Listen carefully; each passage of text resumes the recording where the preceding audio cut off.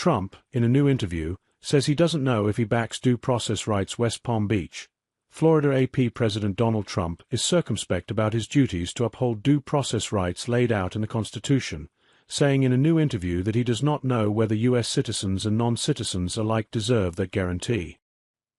He also said he does not think military force will be needed to make Canada the 51st state, and played down the possibility he would look to run for a third term in the White House.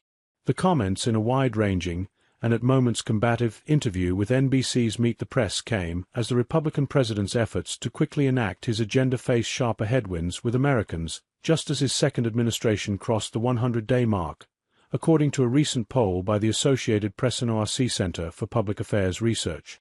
Trump, however, made clear that he is not backing away from a to-do list that he insists the American electorate broadly supported when they elected him in November.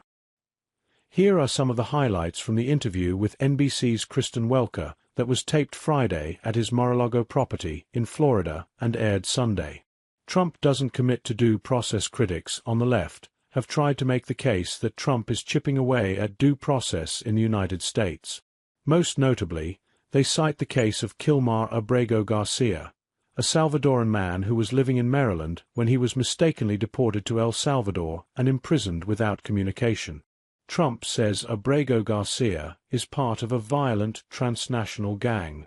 The Republican president has sought to turn deportation into a test case for his campaign against illegal immigration, despite a Supreme Court order saying the administration must work to return Abrego Garcia to the U.S. Asked in the interview whether U.S. citizens and non-citizens both deserve due process as laid out in the Fifth Amendment of the Constitution, Trump was non-committal.